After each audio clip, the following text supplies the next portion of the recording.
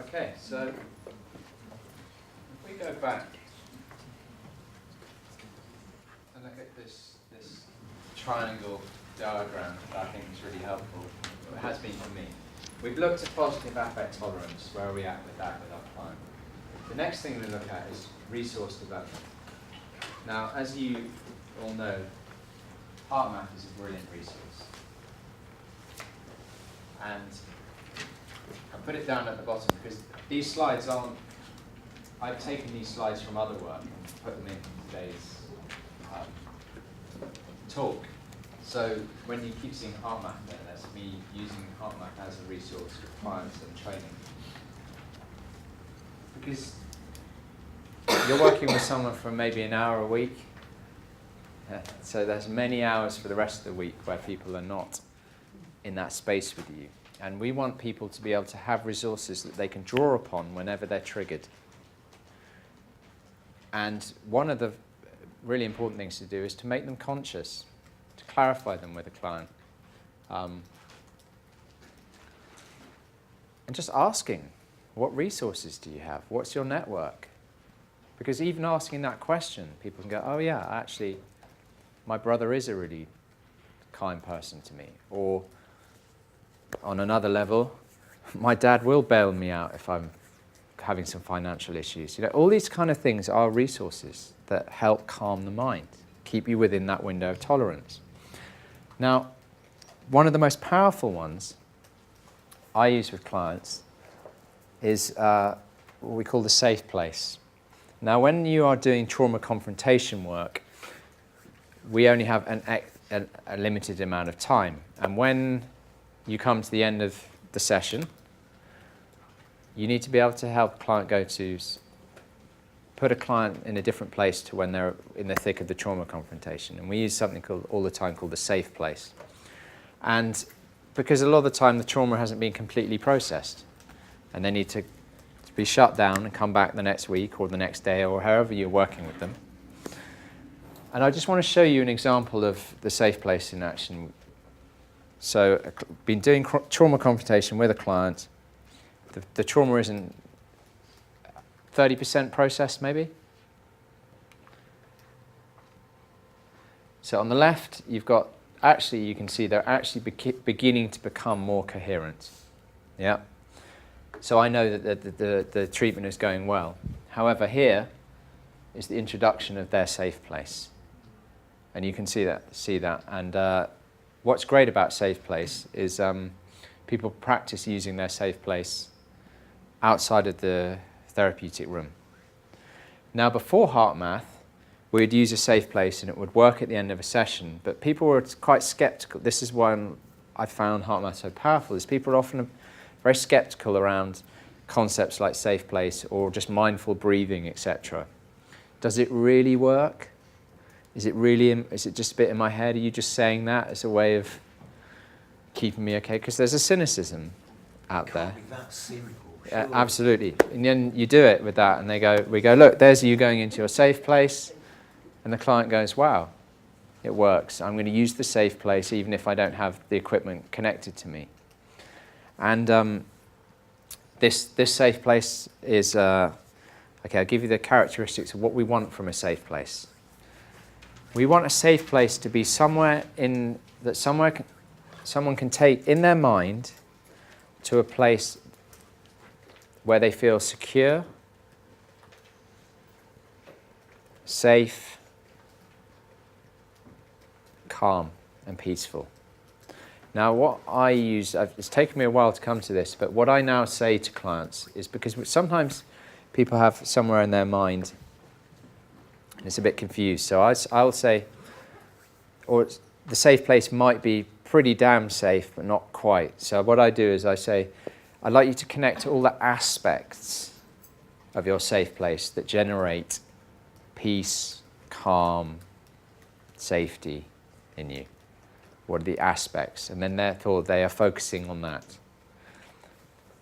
But ideally we want a safe place to be, can you give me one sec? Yeah. We want a safe place to be real. And it's a place that a client can go to in their mind on their own. because otherwise it gets so complicated with other people. People say, oh, my safe place is in bed with my children, you know, on a Saturday morning watching cartoons. And then they start remembering that one of them spilt the Weetabix in the bed and the dog's barking, and, you know, other people complicate it too much. So a safe place, ideally it's almost a bit bland. A park bench, a sort of place by the beach, something, you know, it's safe, it's calm, but it's not going to overwhelm them in any way. You don't want to be generating too much positive emotion as well. You just want it to be calm, because what you're doing is you're bringing someone down. So the most safe places are a garden, a certain beach, etc. You know, a peaceful place. Some people it's you know, by the church or whatever, you know. But there's something. So we don't want it to be this really dramatic thing. Now, some clients a safe place they can't do. So then you have to do an imagined safe place. So can you imagine? And often clients report clouds, you know, like it's up in the air, clouds, or in a sunny place, etc. And some clients are too.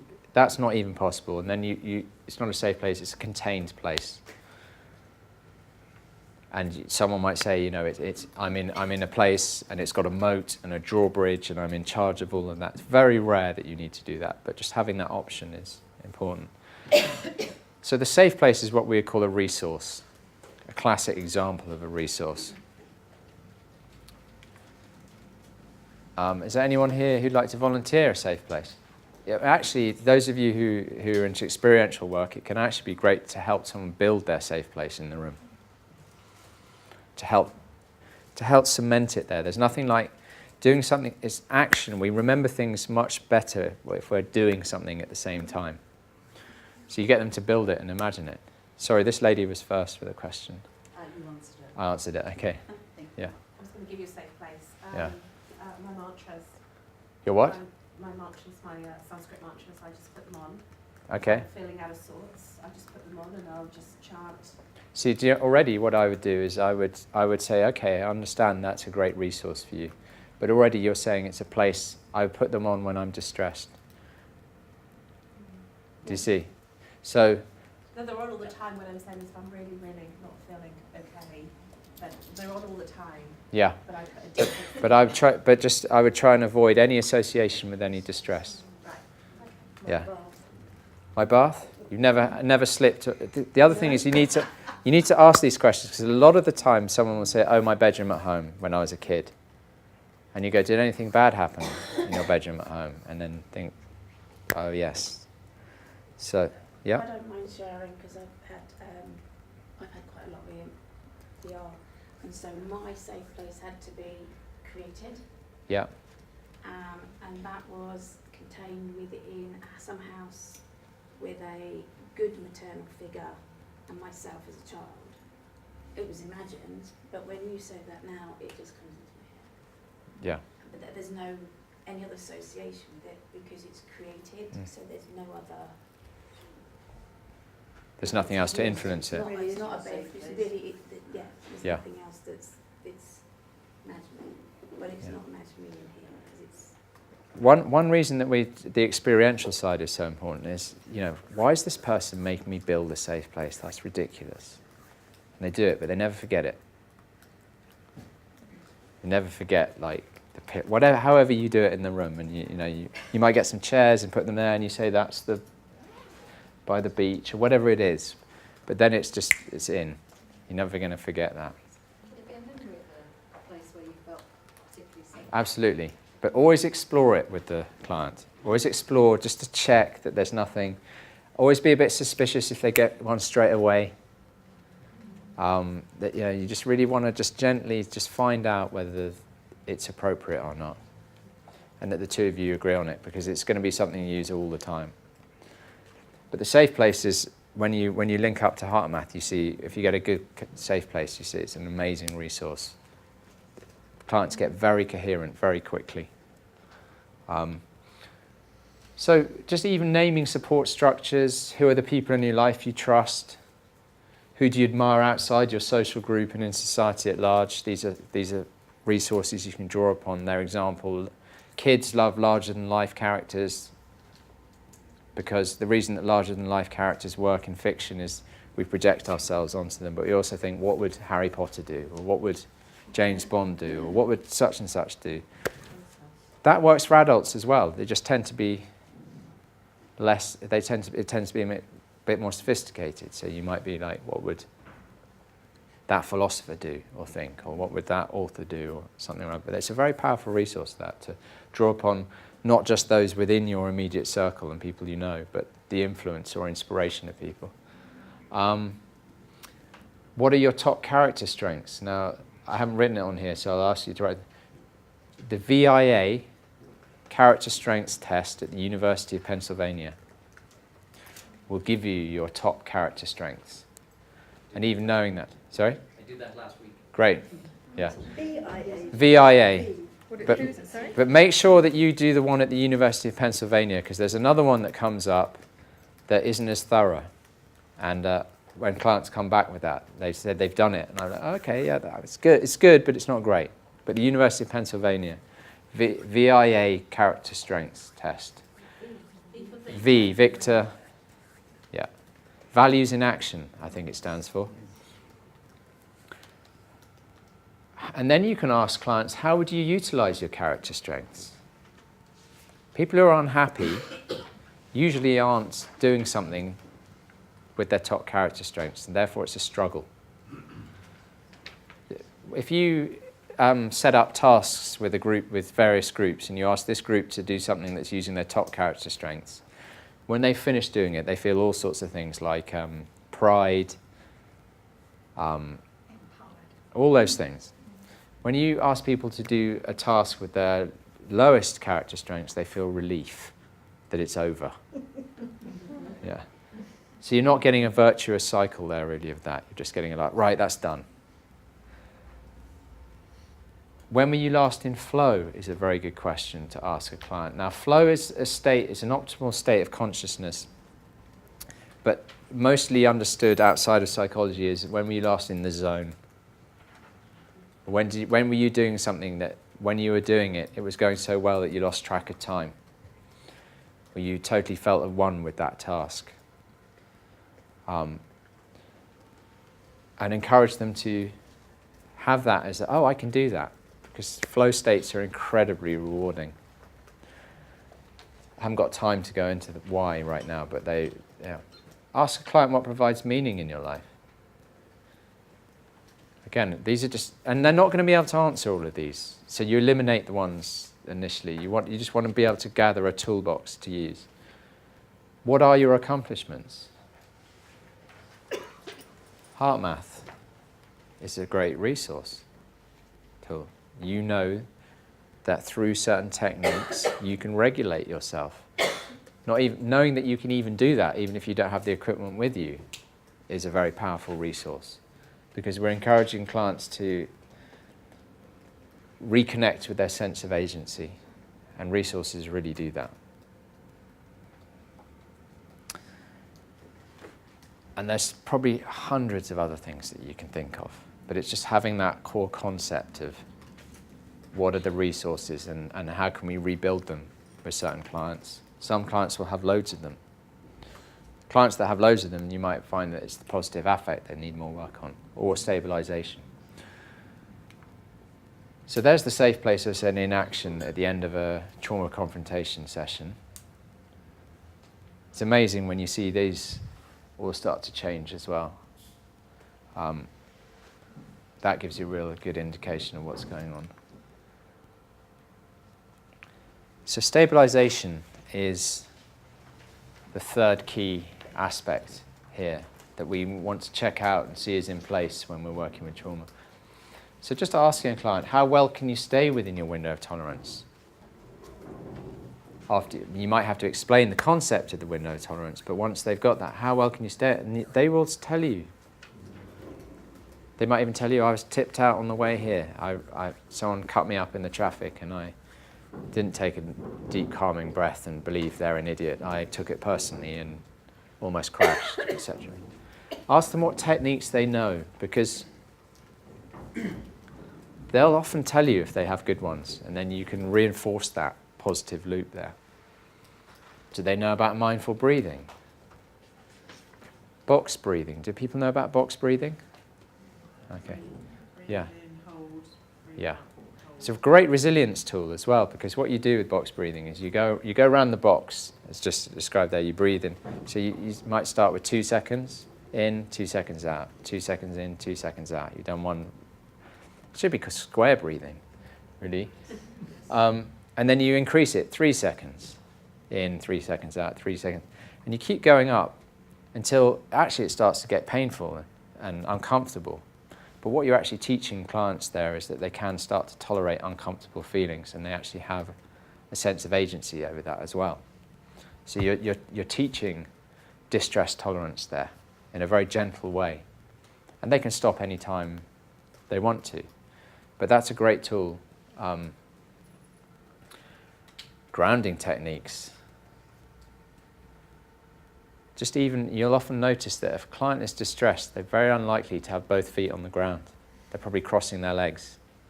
So just asking them to uncross and put both feet on the ground will often can have a massive impact. But that can make all the difference. When in psychology we have this term abreacting, which in more general, spinning out, whatever. But an abreaction is something that seems out of control. Basically, again, are they usually on the edge or gone out of their window of tolerance? And often just even putting both feet on the ground will bring them back in. And again, when you keep mirroring and reflecting that to them. I noticed you put both feet on the ground then, and you've come back, you're much more engaged again. And they're like, oh, great. And you want to keep integrating these. Now, Alan Shapiro's 4 elements, and I want to do an example with that. Some of these will be quite fun to do. So, can I have a volunteer? Yeah, lovely. Okay, so we're going to need 2 chairs. So can I... Are people going to be able to see if we sit here with 2 chairs? So you might have to stand up, some of you, but just... Now this comes from someone called Ellen Shapiro, who did a lot of work on the front line in the West Bank and Gaza. And he did a lot of work on finding techniques to help people bring their trauma down on their own at night. Because he's finding that you're treating the trauma and then it's just coming back again and coming back again. So he's developed some very famous within an incredibly small niche group protocols. So would you like to come here? So I am going to, now I want you all to pretend I'm the therapist and you are just telling me a story about, we're doing the history taking, and you are decided to start talking about an event, and that event has triggered you, and I want you to just pretend that you're freaking out. So how would you freak out? That's fine. Like this. Yeah. So okay. So I'm going to press pause, but pretend that you're freaking out. Alan Shapiro came up with what he calls the 4 elements. And the first element is earth. And this is the most important one. We do it in this order. So earthing, first of all, make sure that you've got both feet on the ground. So you've got both feet on the ground. Yeah. So we want to ground the client first. The next thing we want to do is we want to engage all the senses. So I might say, okay, now, can you tell me 3 red things you can see right now? Okay, red jumper, another red jumper, And the third wrenching. And the bag. The bag, yeah. But that was really important, that last one, and the bag. So what we'd do is we would repeat that with maybe three colours, 4 colours, depending on the severity of the abreacting. So we're engaging the eyes then. So we're grounding the feet, we're engaging the eyes, and then I'll just say, what can you hear right now? The noise of the projector. Yeah, is there anything else you can hear? People scribbling. People scribbling, and one more thing? No, people clearing Coughing, desks. yeah. So again, bringing someone in just into the moment. We're bringing them out and back into their window of tolerance. So that's the earthing. Yeah. The next part is air. Breathing. So we need to ground first, then get them into the breathing. Now, I actually am finding more and more that the Heartmath breathing cycle of equal breath has more of a powerful effect than the more traditional mindful yogic breathing of increasing the out breath to trigger the parasympathetic nervous system. We're trying to get someone in balance is more important than chilling them out right now. But the mindful breathing works really well, but I'm beginning to find that the Heartmath breathing works even better. But what we want to do is encourage the client to breathe through their nose. So I'm just going to ask you just to start breathing through your nose. And if they've got a cold or whatever, then, be aware of that and say, oh, I noticed you've got a cold, so, maybe breathing through your mouth. But there's something about breathing through the nose that seems to calm a client more. And okay, as you start to breathe through your nose, do you think you might be able to just even your breath out now? And then you can start seeing that you're doing that. And then maybe you could make your breathing 3-4 seconds in, 3-4 seconds out, and just go with that for a bit. And try and do it with them. Try and mirror that breathing. So with the M-Wave Pro software we got, part of that is that ball that goes up and down. Some of you see. I always do that with the client when they're doing it. Partly just from myself, but it's just something about doing it together. So mirror the breathing.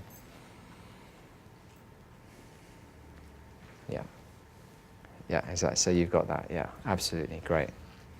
Now this is quite fun. What we want to do with the next element is water. If you don't have any water around, so that old English thing of giving someone a cup of tea when they're distressed, it really works.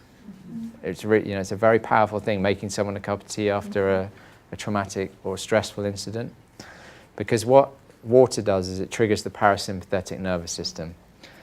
Now, if you don't have any water, and this is something that's worth prepping with a client beforehand as well, just going through teaching them this, so that even if they're not distressed, we teach them these techniques so that when they're out of the therapy room, they can start implementing this if they're triggered. So this is what you say. You say, can you name me something that's going to make your mouth water? Mm-hmm. And that has so what would it be for you? To chew a lemon. Chew a lemon. Yeah, so that works. Get a lot of Haribo.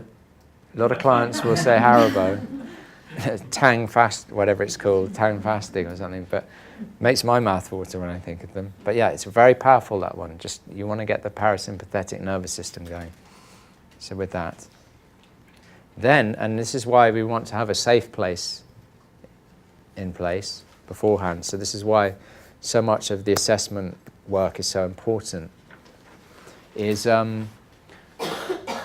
fire is the fire of your imagination, and you want to encourage the client to go to their safe place.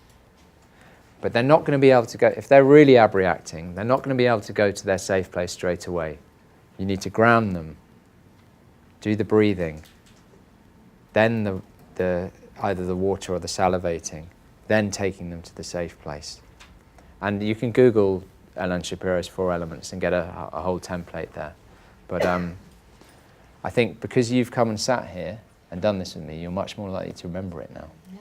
Yeah, That's what I can do. Yeah. So what would be your safe place? It's a garden surrounded by lavender. And when you go to your safe place right now, Yes. where do you feel it in your body? On my chest. Yeah. And is it a warm or a cool feeling? It's warm. Okay. And is there a sound that goes with that?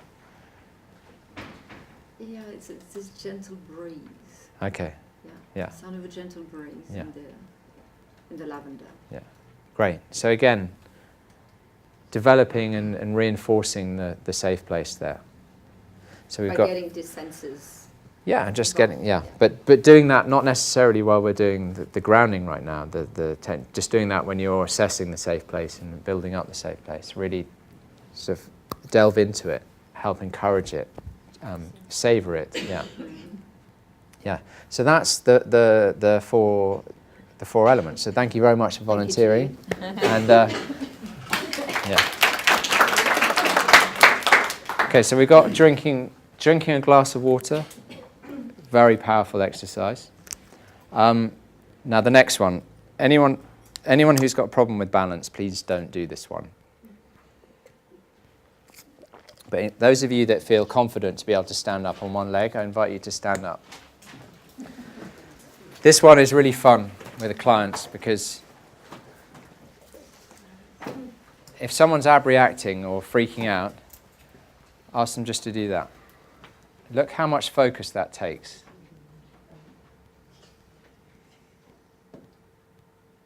And you can make this more complicated or less complicated, etc. But just balancing.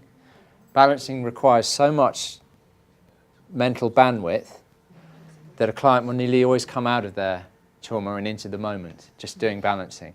And you can go further forward and everything. But just that simple exercise brings someone back into the present very, very quickly. And usually you have a bit of a laugh. So it encourages the bond between you and your client, and that you become more of a safe object to them. But balancing is a really good one. Do you think, Josh, that's why yoga is often seen as something that's very therapeutic? Yeah, yoga is amazing for both distress tolerance and as a positive resource.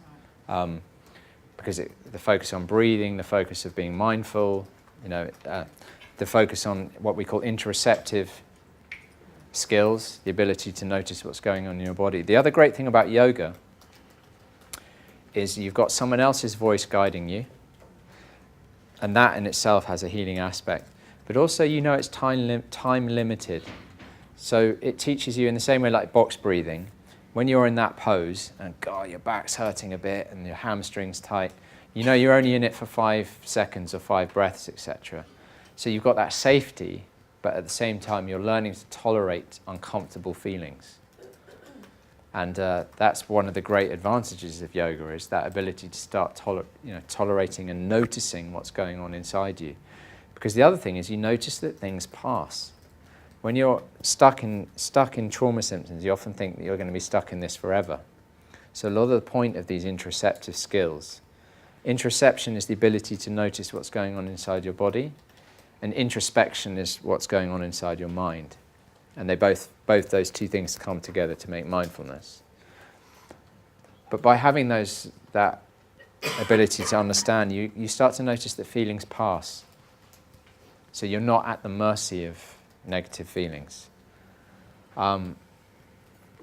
Pendulating is an interesting skill where you might say to someone, where do you feel something? They say, I feel really anxious here. Is there another part of your body where you feel okay? Oh, in my hand. And you just ask them to move between those two positions. I want you to move to your hand. I want you to move back to the anxiety, back to your hand. And that can be very powerful. Again, it comes from somatic experiencing. Okay, here's another one. Don't do this if your hands hurt, but most of you will be able to do this. This actually comes from Marshall Linehan's work with borderline personality disorder, but it's another distress tolerance technique, and it's a form of mindfulness. But if you get your hands like this, and I'm going to do it first, because some of you might not want to do this, but if I clap my hands and just really focus on the tingles, Really notice how much they move, where they go to, etc. So I encourage those of you who want to do it, just to do that. And then become incredibly mindful about what's going on in your hands. And you'll notice that the tingle and everything in your moves, and it lasts for much longer than you possibly ever have given any focus. And it's a great mindfulness technique, and it's a great way of getting you out of that moment, changing the focus. But mine's still going. It's moving down here now. But if you did that and then went out to get a glass of water or something, you probably wouldn't even notice that. But that's a great one for getting it. And you can do a similar thing with an elastic band around the wrist, pinging. So I've got yoga up there. Now there are other techniques we can do for distress tolerance as well. It's like, what cognitive techniques do we have? We haven't got time to go into the A, B, C, D, E, but that, if you're interested, that comes from learned optimism. It's a CBT approach. But thinking traps is a good one. Have I fallen into a thinking trap? Now, the biggest thinking trap is what we call mind reading. Have I fallen into the trap in believing that actually I'm reading someone else's mind without asking them? Or am I expecting someone else to be able to read my mind? And to be able to have this ability to like bust yourself can bring you into your window of tolerance very quickly, because actually, ultimately, nearly all your feelings, apart from certain physiological ones that come from adverse trauma, but most of your feelings are actually a result of your thinking and your thinking style.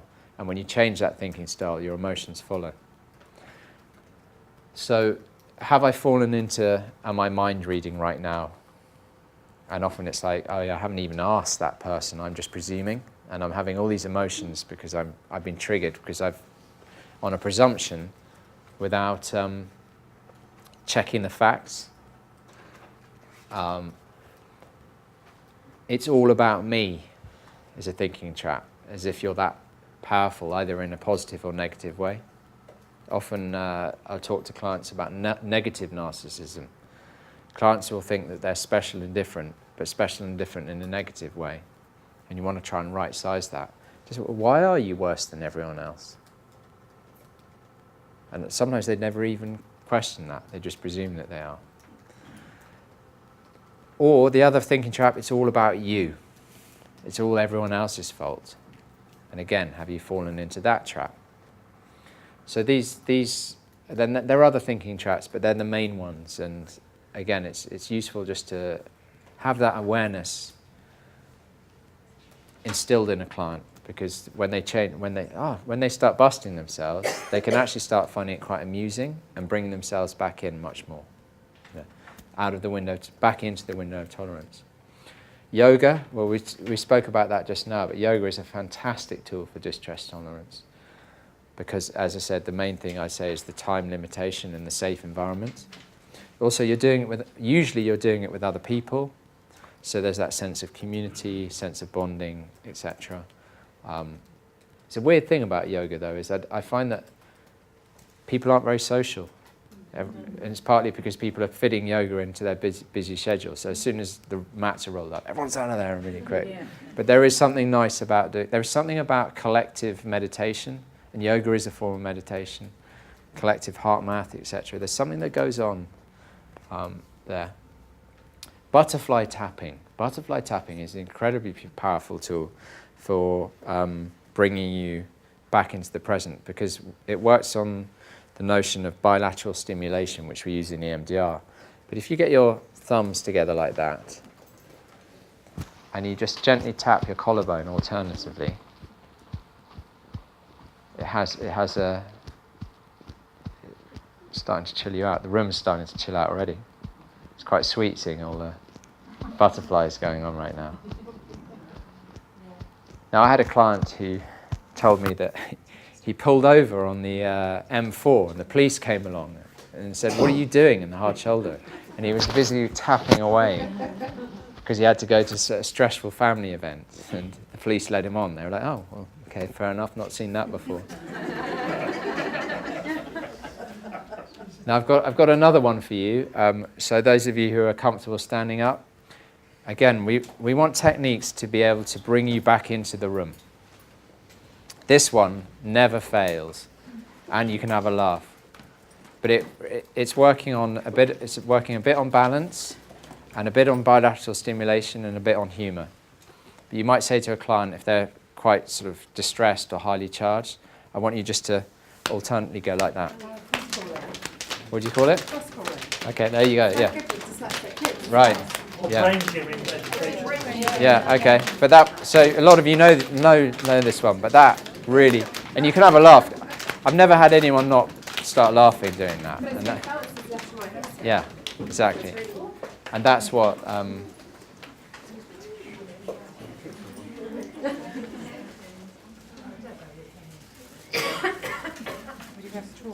Smelling oils. Anyone use smelling oils? Yeah. And what I do is I actually have some scented geraniums at home, and I pull a leaf off and give it to a client, and I say, look, you can take this with you wherever you want, because they rub their fingers on it, and as soon as you have a strong smell, you're back in the moment. So if you find yourself zoning out, etc., a really strong smell brings you straight back in. And again, another great little tool to just bring you back into the moment. Distancing techniques. Just asking a client to make an image black and white that they're struggling with, or put it on the TV, and then you'll ask them. You've got a imaginary remote control, and you can make that screen smaller. It's a really good tool to use to get in there, to be able to find out what's going on without someone being out of their window of tolerance. You might find that's something we use during trauma confrontation if it's suddenly becoming a bit too much for someone. And then Heartmath. Myself and other colleagues use this a lot, is we will deliberately distress someone in session and then bring them to use some techniques. Now, we use very gentle distress, usually maths. So you say to a client, can you count back from 100 in sevens? And a lot of people, I want you to count back from 100 in sevens, and a client will go, already, and then that's all you need to do, and then I want you to go to your safe place, and you'll see all the spikes on Heartmath, and then you'll see the coherence come in. Now you get some people who are really good, and they'll start in that circuit, and you go, I want you to do it 6.3s. Suddenly you change it, and they start doing that, and then, okay, I want you to go to your safe place. And you keep reinforcing these techniques, and again, it's quite fun to do, and you're really illustrating just how powerful Heartmath can be in terms of just as a descriptive tool, just describing what's going on, as opposed to taking them through the techniques. Now, I said I would at the beginning, and I said to Gavin I'd do this. I use a lot of Heartmath in groups now. And so I run these retreats, which are for positive psychology, so that's all resource building, or trauma confrontation, it's all resource building and stabilisation skills. And on the positive psychology retreats, and then we use surfing as part of that, and someone asked me to explain why surfing is so important with this, and I will do that in a sec. But at the end of the day, on the trauma resolution retreats we do a yoga session at the end of the day, but it's not the yoga we do in the morning. It's some mindful meditation, something we call yoga nidra, which is like guided yogic sleep, and some exercises called TRE, trauma release exercises. Now, I don't think they should be called trauma release exercises. I think they should just be called tension release. And the jury's still out in my mind. I think they definitely does something, but that's not what we're here to talk about. On the positive psychology retreat, I got a bunch of imbalances and asked everyone has a smartphone now, so people either brought their iPads or I've found at the end of the day, so bear in mind people have done some quite heavy therapeutic work, they've been out surfing, they've been doing all this bonding, etc. At the end of the day, first day one, introduce them to what the device is and how to set it up and some breathing through the heart. And taking them basically through each day, through the kind of 6 or 7 core Heartmath techniques. So on the last day, there's always some anxiety about going home. And because people people have that just going back from holiday, like, oh, I've got to go back. And Gavin can help me out here because I'm having a mind blank. What do you call the mind map, heart map technique? And using that for creativity as well. But we use that right at the end as a management tool for going home. What does going home, what's it bringing up for you? What are the anxieties, etc.? Write it down. Everyone gets coherent. What does it need now? What's another way of looking at this? And it all flows out. But what was really beautiful about going over the week was watching, because I had a wide age range of people. It was very interesting to see that the kids get coherent much quicker. Yeah. But they got very competitive. So they got really into doing the Heartmath because they were using it as a way of competing. I noticed that the older clients were very dismissive and frustrated with it all, but they used that as a skill to learn to just get in there. But I don't know if you've seen this, but I really witnessed that after about 15 minutes of people practicing coherence together, right, something happens in the room. It becomes so peaceful. And they started reporting that themselves as a positive experience to add to their positive memory list, and as a stabilisation tool, and a resource. All 3 things. They were able to integrate that Heartmath experience as all 3 of those things. And every single one of them bought the Inner Balance at the end of the week. Every single one. Now, I sold it to them at cost price that I bought it for, and that's my choice. But it was just very interesting to see that every single person bought one because of that very positive experience they had over the week of doing it each day and just introducing one of the techniques each day. And we had a window of an hour to do it in. And it'd often be about 45 minutes, but most people kept on doing it after that time was up, you know. And we had I had one person there who was a very experienced Buddhist mindfulness practitioner, and he found it fascinating to change his, you know, the breathing style and etc. So running Heartmath groups, I think, is a really powerful way of keeping this, you know. I think it has, we talk about positive multiplication effect. So if you go back to the positive affect tolerance that I was talking about earlier, in the group, after we'd been there for a while, maybe day 4, people were starting to access their top 10 memories. And we'd have a session of asking, would you like to share 2 of your memories each in the group? And people would do that. And you get this tremendous release of oxytocin, etc. And people, the sharing of positive memory and that triggering neural pathways of like, oh, I did something like that, or I've done. And the Heartmath, people started using that, though all those memories with the Heartmath to take it to the next level. Now, if some clients, all they can handle is breathing through the heart, and that's enough. But those clients where the positive affect tolerance is either increased or they're stable enough to do, you've got all those experiences to add in there. And I like with my clients to derive a little toolkit. So once we've got those 10 memories, do you remember there's what's that, Gavin? The depletion renewal grade. Yeah. Yes, depletion renewal grade. I'm getting tired at the end of the session. I will say, is this memory a calming, relaxing one, or is this one that's going to generate? And we go through and we say which ones of all these different memories that you've identified, positive memories, could you use as a calming one or an exciting one, etc. And so clients come away at the end of the week with a huge toolkit and that shared experience. And some of them, I'm afraid to say, you know, they use it for a few weeks and then it goes in the drawer and they forget about it, which is the nature of this. But many of them are keeping on doing it, and those ones that are really keen, they've allowed me to have on my mWave Pro their email address on the user, and then I can click in and go, oh yeah, I just noticed this week that you were doing some Heartmath on Wednesday. Was that because ... And so, you know, as I said right at the beginning of my talk,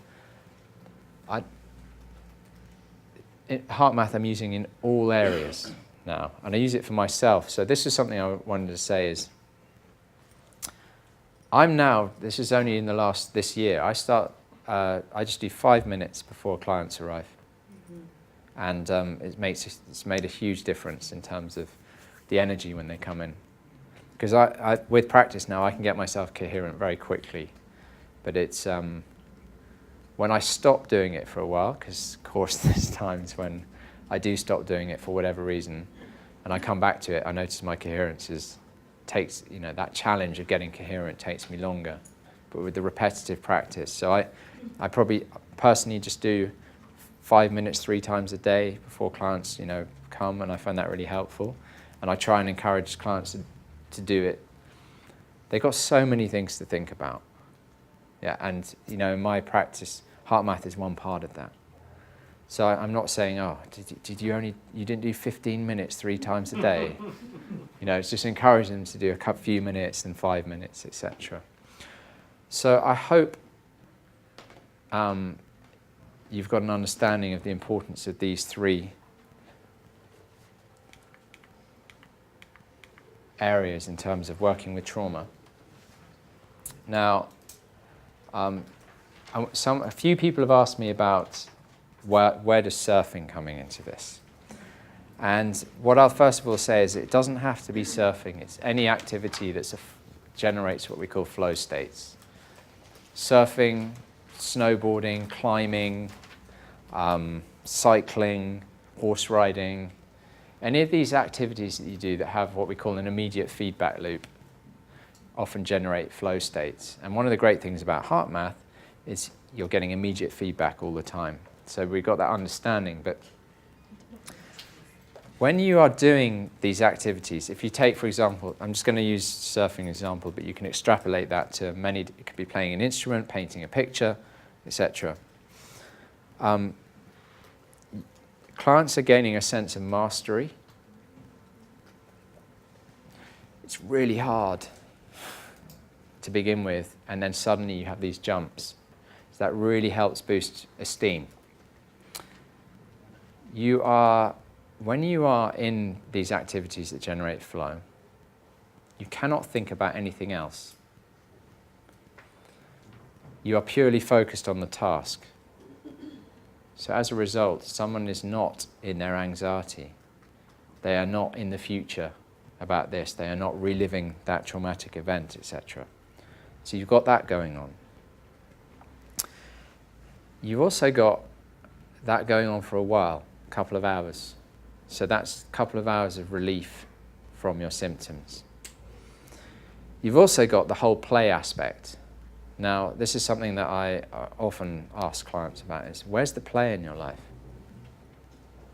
And so many will say, what are you talking about?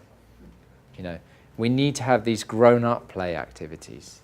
They're really, really important, because when you get into flow states, quite a few things happen. You come out of what we call the beta brainwave state that we're probably mostly in right now, and you go through what we call the struggle phase, and then you have this release into alpha brainwave states, and then into theta brainwave states, and that's when you're really in flow. And then when you come out of the flow state, you go into delta brainwave states. And these are all incredibly creative places to be, much more lateral thinking in delta. That wonderful feeling that you have at the end of the day when something's really well done and you're just sitting there all warm, etc. And that's often when ideas come in, new ideas come in. So we've got that going on. You're also in flow states 500 to 700% more productive. You look at the studies by McKinsey on this. So all the CEOs around the world now have teams to try and get them into flow all the time. If I was running one of those peak performance teams, I've set up a peak performance program. I haven't got it up and running yet, but I have EMDR in there for what we call micro traumas, to work with the little things that are stopping you from purely, really getting into peak performance. I've got neurofeedback in there, and I've got biofeedback in the terms of Heartmath, because you can really get into a bit of a flow state doing that. So you've got productivity through the roof. You've got different brainwave states going on, which is really satisfying. When you come out of a flow state, you're more integrated than when you went in. You're also mastering something, which is a real boost to self-esteem. You're doing something fun, and you're doing something in community. And also there's connection with water, which does something to the body. Just keep seeing this more and more, that it really triggers the parasympathetic nervous system. So when someone asks, why surfing, that's many of the reasons why we use surfing in these retreats to help manage anxiety, depression, trauma, etc. And also doing Heartmath at the end of the day, if they've been surfing, they're more likely to be receptive to it because they're much more likely to be in delta brainwave states, etc. So it's a loop that keeps it going.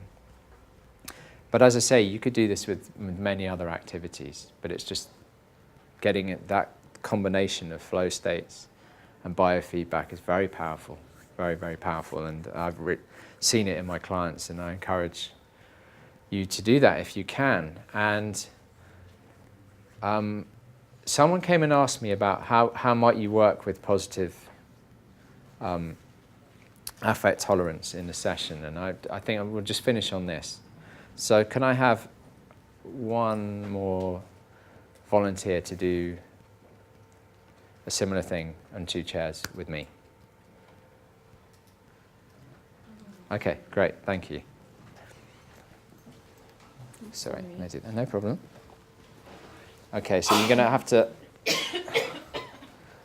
watch again. So first of all, I am going to ask you, and I'm setting this up, and I always do this with the client. You set it up, and you tell them exactly what you're going to do. But you'll see what happens, even though we've done that. So what I'm going to do is I'm going to ask you to pay me a compliment. Yeah, and I'm going to respond to that compliment in 2 ways. Yeah, and I want you to let me know how you feel when we do this. Okay, so first of all, I'd just like you to pay me a compliment.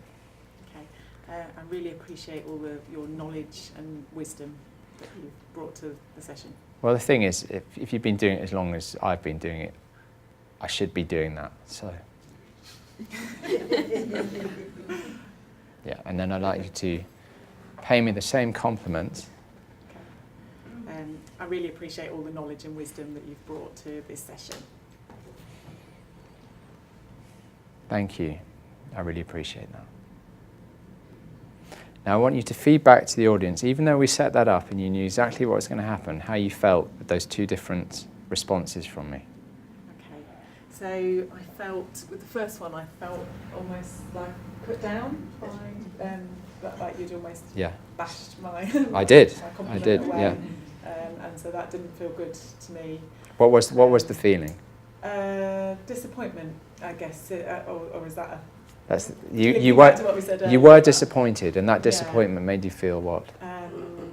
Yeah, I guess it lowered my energy, made me feel... Were you sad? Yeah, probably sadness, yeah. Not huge, it wasn't, it wasn't a huge impact. And then the second time, if I'm honest, I think I felt a bit surprised. I don't know, I think I perhaps had anticipated that you would be more kind of animated, I suppose, right. and sort of, I don't know, I think I thought you were going to be sort of like, oh wow, thank you, that's amazing that you've said that, you know, something like that. Yeah. And so I think I was a bit surprised by your calm, sort of Okay. absorbing. It felt Yeah. like you'd absorbed it, though. Yeah. Yeah, So- which I like. So Yeah. did you feel more or less connected with the first or the second one? Oh, With definitely me? the second one. Yeah. Yeah. Yeah, absolutely. So there's a technique there. So we're going to do it the other way around. Okay. So I want you to practice this. Right. The important thing here is when someone pays you a compliment, is to maintain the eye contact, breathe it in, and then say thank you. I appreciate that. Okay. And this will give you an indication of where they're at as well in terms of affect tolerance, you know, because you ask people to report what happened. Because some people feel great with the affect, and some people say, I felt mixed. It was great, but at the same time, it was really anxiety producing, etc. So all we're going to do is practice. I don't want you to reject. I'm just going to allow you to try this out. Okay. So I really admire the fact that you volunteered to come and do this example, because it shows a sense of engagement, and which is lacking in a lot of people, and well done. Thank you.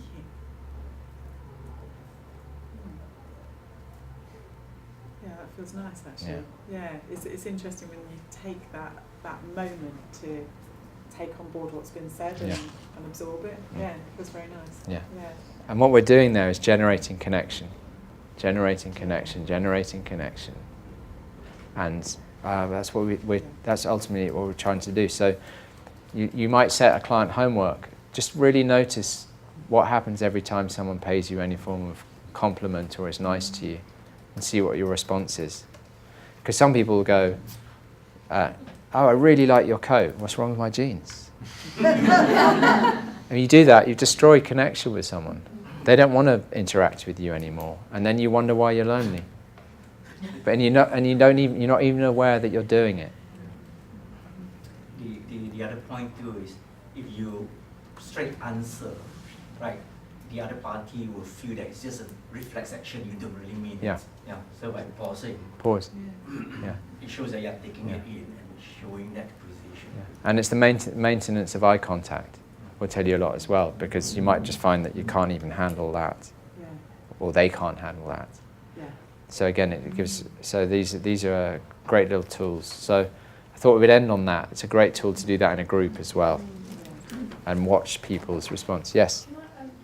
I'm just curious, because when I was taught something similar about acknowledgement, but they were really strict about not coming from I, but rather than that when I was acknowledging someone to come from you are.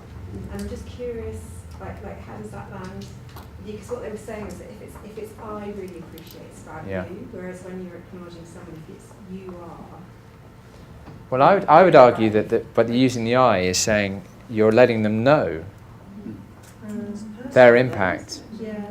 Yeah, that's just, you know, there's some people say to be able to say I love you, I first must be able to say the word I.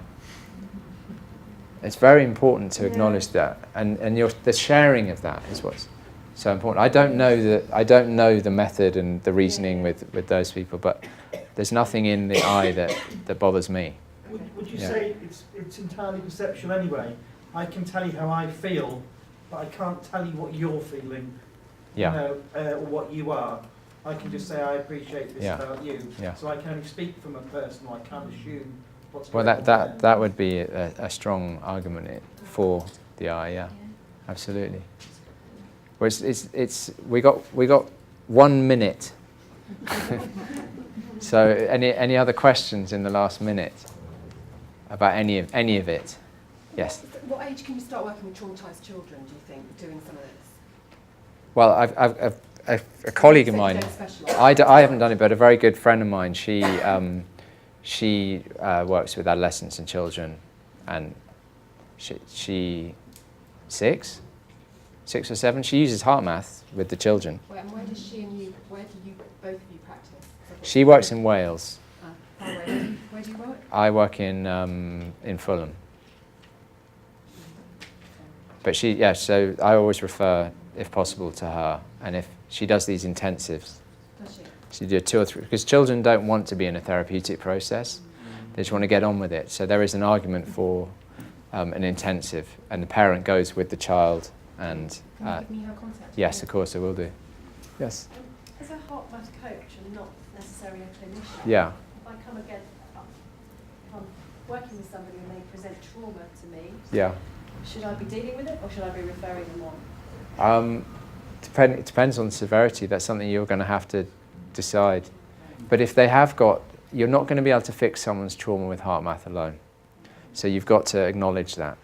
But you could be grounding them and giving them a great tool to help them with that and take into any process. It's what's very, very difficult to know is the best book on trauma is Bessel van der Kolk's The Body Keeps the Score. It's one of the best books I've ever read on anything, but Body Keeps the Score. Yeah, and he beautifully writes about the fact that you can have two people on paper presenting exactly the same symptoms, and one of them got well from massage therapy alone, being able to trust someone to touch their body.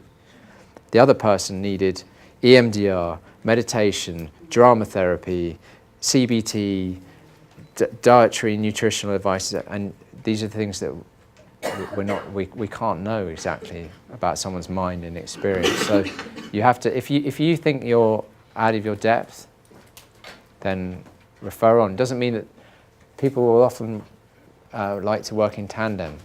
People often have, therapists and clinicians and coaches often have this fear that their work's going to be taken away from them. But working in tandem often works very well. And they'll come back to you if they like you. Yeah. Any other burning questions? We don't necessarily have to stop dead on. Yeah. And you can all come and talk to me afterwards, and if anyone needs any details or anything. Yeah. I was just wondering, with children, what is that age group that, if you said something at 1 to 2 of taking in trauma, is that they're in that subconscious state? It's pre and post 7. So under the age of 7, we call it the precognitive stage. So most things are encoded emotionally. So if a child is sexually abused before 7, they'll nearly always encode it as something wrong with them. Over 7, they'll go, that's a bad man. Oh, I see. There's that, because of the huge growth in the cortex around 7 or 8. But loads of you, parents, would have noticed that huge difference of the child from 6.5 to 8. Huge change in their kind of independence and their ability to mentalize this and put themselves in someone else's shoes. Yeah, so. Me, the boy, and the 7, I'll show you that. Yeah. Yeah, exactly, totally. Yeah. There was one quick question. Yeah. Two quick ones. What about the oil you chose to use? The what, sorry? The oil you're talking about. Oh, just a smelling oil, yeah. Yeah, so is there a preference for that, or could you use any? Just what they like. Okay. What they like.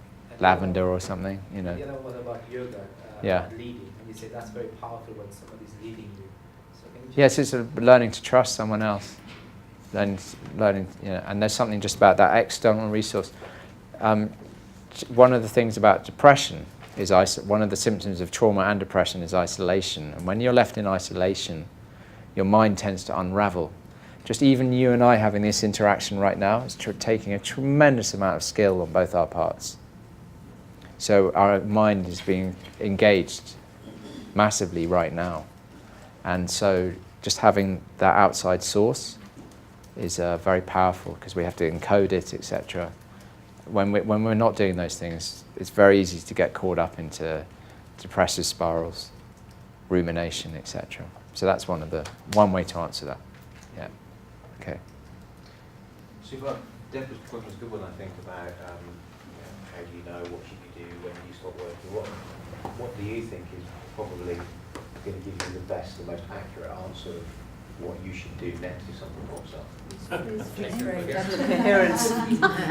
For sure. I mean, I think it's as simple as that. The more coherent you are, the more you're going to get a sense of what should I do. Do I refer? Do I pause? Do I grab one of these simple tools that Jossie shared with us today? I think the more coherent you are, the clearer that will be.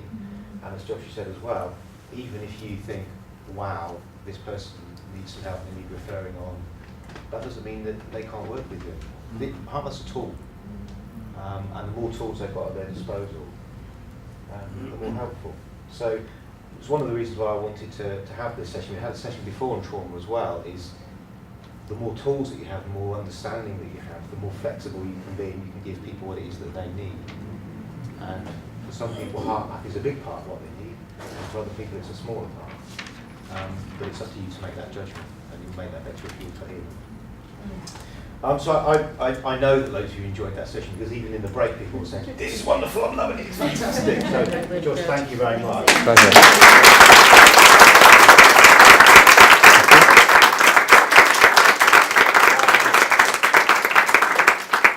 A couple of bits that stood out for me that I would feel particularly useful for me.